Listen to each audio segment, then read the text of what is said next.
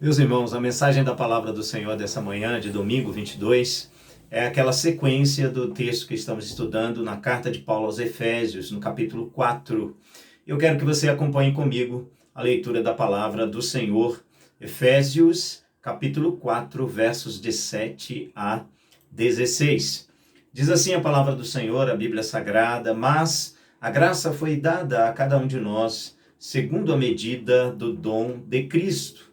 Por isso diz: subindo ao alto, levou cativo o cativeiro e deu dons aos homens. Ora isto, ele subiu, que é, senão que também antes tinha descido às partes mais baixas da terra? Aquele que desceu é também o mesmo que subiu acima de todos os céus para cumprir todas as coisas. E ele mesmo, deu uns para apóstolos, outros para profetas, outros para evangelistas e outros para pastores e mestres, querendo o aperfeiçoamento dos santos para a obra do ministério, para a edificação do corpo de Cristo, até que todos cheguemos à unidade da fé e ao conhecimento do Filho de Deus, a homem perfeito, à medida da estatura completa de Cristo, para que não sejamos mais meninos inconstantes, levados em roda por todo vento de doutrina, pelo engano dos homens que com astúcia enganam fraudulosamente. Antes, seguindo a verdade em amor, cresçamos em tudo naquele que é a cabeça, Cristo, do qual todo o corpo, bem ajustado e ligado pelo auxílio de todas as juntas, segundo a justa operação de cada parte, faz o aumento do corpo para a sua edificação em amor. Vamos orar? Senhor nosso Deus, pedimos que o Senhor abra os olhos do nosso entendimento e do nosso coração para entendermos os princípios eternos e imutáveis da bendita palavra do Senhor. Pedimos, Senhor, que o Senhor aplique ao mais profundo do nosso ser a palavra que o Senhor mesmo uma vez soprou, que vela e zela por fazer cumprir. Assim oramos e diante do Senhor nos dispomos, em nome de Jesus e para a glória do Senhor Jesus. Amém. Amém. Que o Senhor aplique, pois, a sua palavra ao meu e ao seu coração. Como eu disse, nós temos estudado aqui a carta de Paulo aos Efésios já há alguns anos. Vimos estudando sem pressa, com tranquilidade, com calma, relembrando essa carta preciosa. Ela é chamada a Rainha das Cartas do apóstolo Paulo. Ele, nessa carta, apresenta doutrina e prática. Capítulo 1, a gente estudou a maravilhosa redenção. Capítulo 2, a maravilhosa graça. Capítulo 3, nós vimos um discipulado exitoso. Estudamos o capítulo 3 com um enfoque de discipulado exitoso.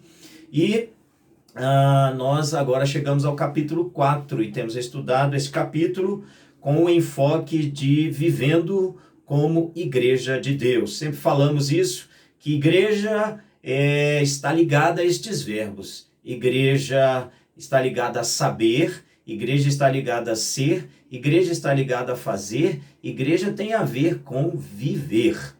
Vimos nesse capítulo 4 já em um primeiro destaque que vivemos como igreja de Deus na unidade da fé. Foram os versos de 1 a 6. No capítulo, a segunda parte desse tema, vivendo como igreja de Deus, nós estamos estudando que essa vida, esse viver como igreja de Deus, ele se dá na diversidade dos dons e dos serviços, versos 7 a 16 desse capítulo 4. E também nós queremos ainda pensar numa terceira parte, estudar uma terceira parte, onde vamos pensar que viver como igreja de Deus vai acontecer no maravilhoso processo da santificação, capítulo 4, 17 a 32. Então, vivemos como igreja de Deus na diversidade dos dons de serviço pela graça capacitadora do Senhor Jesus Cristo. Ele nos capacita a cada um e capacita-nos também na nossa coletividade como igreja. Vivemos essa diversidade de dons e serviços pela extraordinária vitória de Jesus.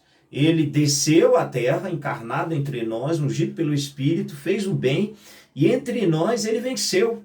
Aqui, morrendo, ele venceu aqueles entes que nos mantinham cativos. A morte, o inferno, o diabo, ele nos deu vitória sobre isso.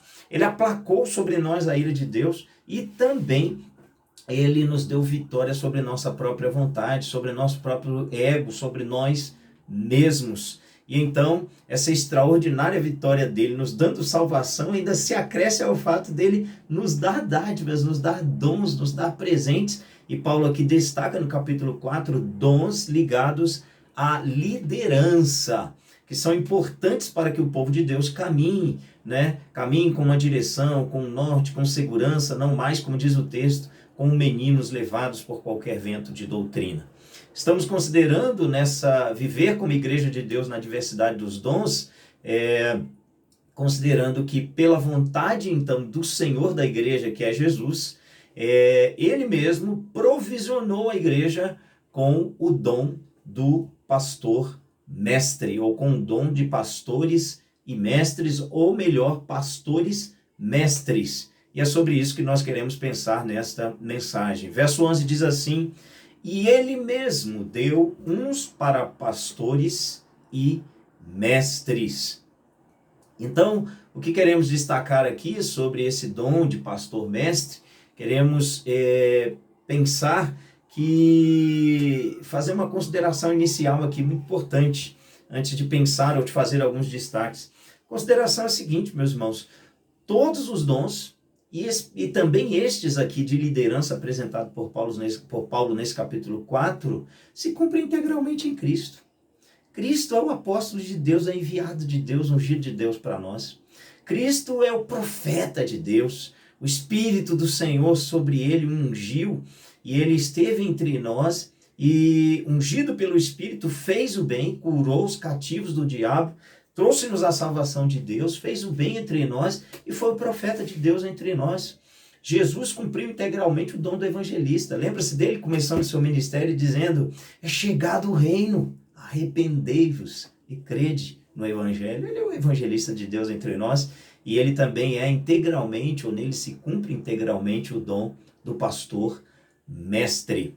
Então, esse é um destaque precioso que quero fazer. Todos os dons de liderança, todos os dons, e também esses de liderança, cumprem-se integralmente na bendita pessoa do nosso Senhor e Salvador Jesus. Então, também quero aqui, meus irmãos, dizer que essa mensagem, ela talvez seja mais para mim do que para vocês. Ela é a sequência do estudo que a gente está fazendo em Efésios 4, mas ainda que ela seja mais para mim, para o pastor Vantuí, para os pastores vocacionados, essa mensagem, ela é também importante, porque todos nós precisamos saber acerca do dom do pastor mestre. E o primeiro destaque, meus irmãos, que quero fazer sobre o dom do pastor mestre é um destaque muito óbvio: o pastor pastoreia. O pastor deve pastorear, o pastor é aquele que pastoreia. E como ele faz isso? Alimentando o rebanho, ensinando o rebanho, as ovelhas, as pessoas que compõem o rebanho, especialmente da igreja local. Ele acompanha estas pessoas nos seus momentos de tristeza, nos seus momentos de alegria. O pastor chora com quem está chorando, se alegra com quem está se alegrando. Ele também pastoreia aconselhando. Por vezes os pastores na nossa caminhada, por vezes pastores nos dizem coisas que não queremos ouvir, mas ele aconselha com a palavra de Deus, ele aconselha também com o amor, ele pastoreia aconselhando, ele pastoreia visitando, ele pastoreia se alegrando com aqueles que celebram e, como disse, chorando com aqueles que choram. Lembra-se da experiência de Pedro, depois de negar Jesus, ele acha que está tudo perdido, ele volta para pescar, e então o Senhor se aproxima dele, e o Senhor pergunta do amor dele por si mesmo, o Senhor Jesus. O Senhor pergunta: me amas? E ele então vacila nas suas declarações, se sente como que inútil, e o Senhor disse para ele: pastoreia o meu rebanho. É muito provável que muitos pastores sintam o que eu sinto no coração. No meu coração, tenho certeza de que Deus tem pessoas muito melhores que eu, pastores muito melhores que eu, que poderia ter chamado, poderia ter me deixado sem exercer esse chamado. Mas ele me considerou fiel, assim como outros irmãos e colocou-nos no ministério. Ainda que não sejamos perfeitos, ele nos chamou, nos vocacionou para o exercício dessa obra, para pastorear pessoas, como agora falamos. Outro destaque que fazemos, que eu faço, é que o pastor prega a palavra de Deus. Ao apóstolo foi dado revelação, ainda lá naquele começo da igreja, conforme nós vimos, e essa é a minha compreensão, e eu expliquei isso para os irmãos nas mensagens anteriores, também ao profeta, e em alguns aspectos foram dadas revelações específicas de Deus, mas o fundamento foi lançado. A revelação de Deus teve o seu ápice, o seu ponto máximo em Cristo Jesus, e também com a escritura encerrada, com a escritura fechada, o cano bíblico fechado. Então, o pastor, ele não recebe as revelações de Deus, porque a revelação de Deus encerrou-se em Cristo Jesus. Jesus é o ponto final da revelação de Deus, e quando nós queremos saber de Jesus, nós vamos à Escritura, a palavra de Deus, a Bíblia Sagrada. O pastor, então, ele prega a palavra, ele prega Cristo, ele prega a Escritura. Ele deve continuar dizendo, como os homens e servos de Deus disseram, assim diz o Senhor, como o próprio Jesus disse, está escrito. Essas são frases que têm que estar na boca do pastor. Ele deve dizer, a Bíblia diz, portanto, não é a palavra dele, não é a vontade dele, não é o sonho dele, não é a visão dele, é a palavra bendita de Deus que o pastor deve pregar. E ele então vai falar essa palavra de Deus, vai pregar esta palavra de Deus com estas implicações. A pregação do pastor deve incluir ler a palavra, deve lê-la. Deve ler com calma, deve ler com tranquilidade, deve ler em várias versões, ele deve ler para a igreja, ele deve ler para si mesmo, ele deve ler a palavra de Deus.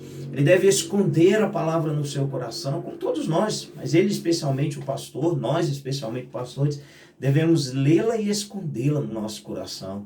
Devemos proclamar esta bendita palavra, devemos relembrar esta palavra nos diversos momentos, publicamente, no contexto da família.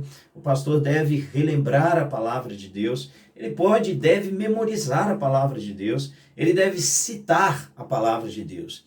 E de maneira específica, quando ele prega a palavra para a igreja, o pastor deve cuidar em explicar a palavra. Ele deve cuidar em ilustrar o entendimento daquela explicação, e ele deve procurar também buscar aplicar ou trazer as verdades da palavra de Deus para a realidade atual do povo de Deus. Então ele deve aplicar e pedir que Deus aplique os princípios eternos, princípios que não passam da bendita palavra dele, que é a Bíblia Sagrada. O pastor também, meus irmãos, outro destaque que faço, é que ele é vocacionado por Deus. O pastor é chamado.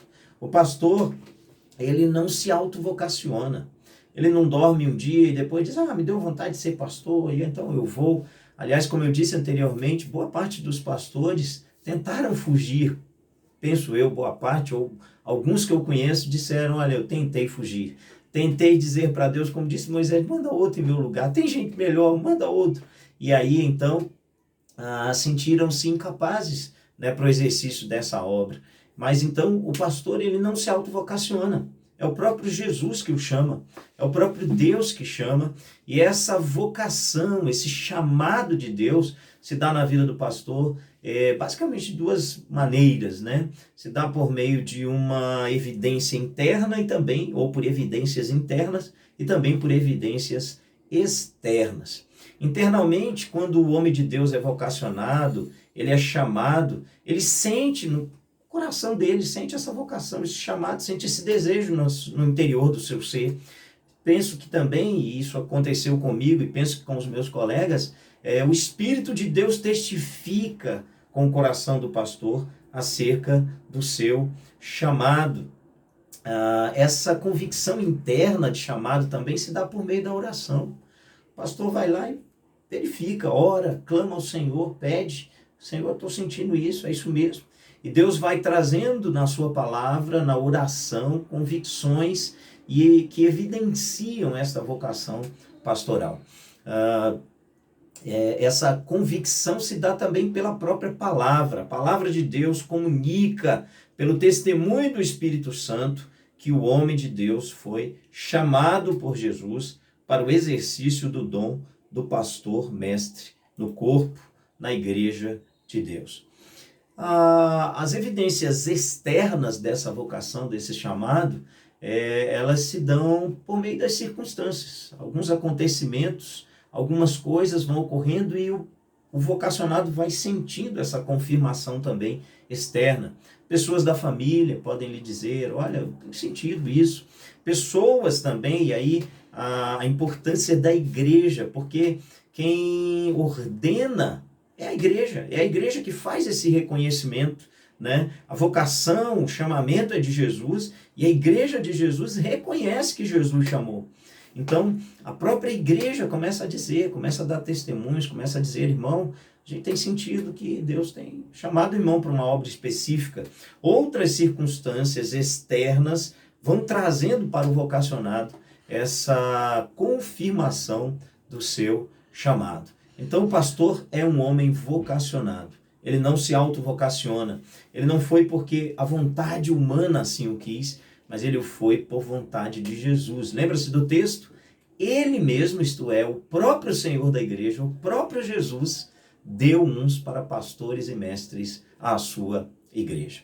Outro destaque, irmãos, de virtude da vida do pastor, que ele deve procurar buscar, é ser um hábil ensinador. Muitos estudiosos da palavra entendem esse dom aqui não apenas como pastor e mestre, mas como pastor mestre.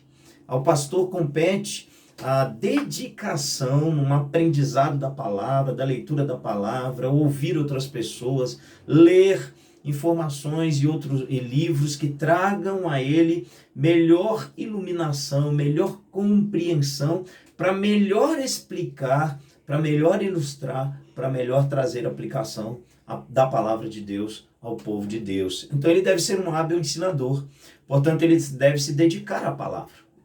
Mais do que qualquer outro livro, mais do que qualquer pensamento de autor teológico, o livro-texto do pastor é a Bíblia. Ele deve ler, ele deve buscar trazer as informações, ele deve ser humilde para dizer isso aqui eu não entendo, olha, isso aqui pessoas pensam assim, eu não entendo completamente, mas ele deve buscar aprender e dedicar-se à palavra de Deus, a fim de ensinar a palavra com amor à igreja de Jesus. O pastor deve procurar ensinar o que, o porquê, o como e o para quê, dentre outros aspectos do ensino. Ele deve se preocupar em trazer esta compreensão, esse ensino. Ele deve estar disposto para ouvir e aprender sempre. A compreensão da vida de todos nós é que a gente está sempre aprendendo. Também o pastor não pode perder de vista a importância de aprender. Aprender com as pessoas novas na fé, aprender com as crianças, tratando as pessoas mais idosas e com mais experiência, ouvindo-as sempre. Ele deve estar sempre disposto a ouvir e a aprender com o rebanho do Senhor, porque através do rebanho também Deus alimenta a vida do pastor, que é um ser humano como qualquer outro, que é uma ovelha de Jesus como qualquer outra, apenas a quem o Senhor Jesus trouxe o chamado, a vocação pastoral. Ele deve ser um bom ensinador, buscando, portanto, um conhecimento cultural, da medida do possível, preparando-se com cursos teológicos, com graduações, mestrado, doutorado, se possível, e ser um escriba bem versado no reino de Deus. Mas ele deve fazer tudo isso, viver uma vida de erudição dentro da medida do possível, sem perder a simplicidade, sem perder a humildade, sem perder a piedade. Eu falo isso e lembro de pastores, de líderes nossos, no nosso contexto evangélico, que são assim, gente que a gente sabe tem doutorado, mas são humildes, conversam no português, claro, falam e a gente entende, né? Falam para todo tipo de público, falam com alegria, não são pessoas ranzinzas. E eu viajo aqui na minha caminhada de vida e relembro pastores que marcaram minha caminhada e que me expressaram a alegria que eles tinham de exercer o ministério do pastor mestre na igreja sem medo, sem desespero, ainda que por vezes apertados, com alguns sofrimentos, algumas angústias, mas sempre de bom humor, sempre de alegria, e eu tento de alguma forma imitar estas pessoas. Alegres, bem-humorados, mas com seriedade, com profundidade da palavra, com humildade, com piedade, muitos deles com muita erudição, mas com um coração extremamente humilde na presença do Senhor. E eles são para mim, são para nós todos, exemplos de como exercer esse ministério do pastor mestre na igreja. Um destaque que eu faço aqui, irmãos, final, sobre o dom do pastor mestre, é que o meu entendimento é que o Senhor Deus chama homens para o exercício do dom do pastor mestre. Isso tem a ver com, desde a criação, o fato de ali o Senhor ter dado ao homem a condução de liderança. Não significa que o homem seja melhor, ele já não é mais bonito, né? Então não significa que ele seja mais bonito, melhor, mais importante que a mulher. Homem e mulher são iguais diante do Senhor, são imagem e semelhança do Senhor, e não há diante de Jesus homem ou mulher, servo ou livre, grego ou judeu, gentil ou judeu, não há isso.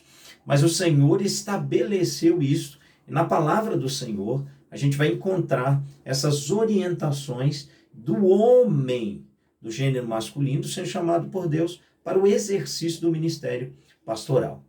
Há interpretações diferentes dessa minha, eu as respeito, eu ouço com carinho, e esse é o meu pensamento, é o pensamento que eu transmito para a igreja acerca do ministério pastoral, que ele deve ser exercido por um homem de Deus. As mulheres têm na igreja um exercício extraordinário de atividades, não são menosprezadas, em nenhum momento foram na Bíblia por Jesus, pelos servos de Deus ou pela Bíblia, não obstante o machismo cultural, os tratamentos errados que tivemos ao longo de toda a história, mas na igreja de Jesus todos somos iguais, e o Senhor Deus deu a uns o exercício da liderança, e nesse aspecto ao homem deu o exercício do dom pastoral. Essas são, portanto, as minhas compreensões acerca do dom do pastor mestre que o próprio Jesus deu à sua igreja. Eu quero terminar essa mensagem convidando você a viajar um pouquinho na sua memória e relembrar de pessoas que marcaram sua caminhada como pastores.